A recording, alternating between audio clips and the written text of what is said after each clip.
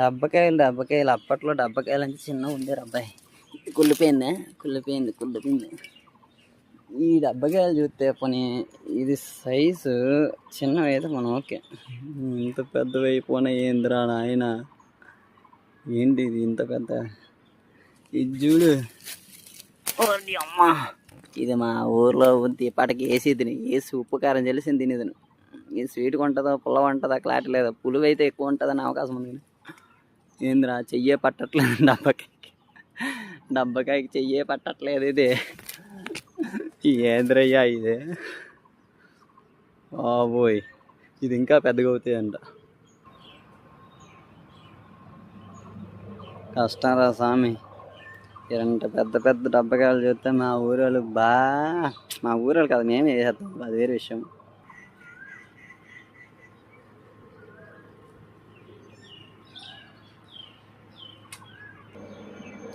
ఇప్పటికి చాలు, ఇంకేదైనా ఇలాంటి పెద్ద కనబడితే నెక్స్ట్ వీడియోలు పెడతా. బాయ్, సబ్స్క్రైబ్ చేసుకోండి రోయ్.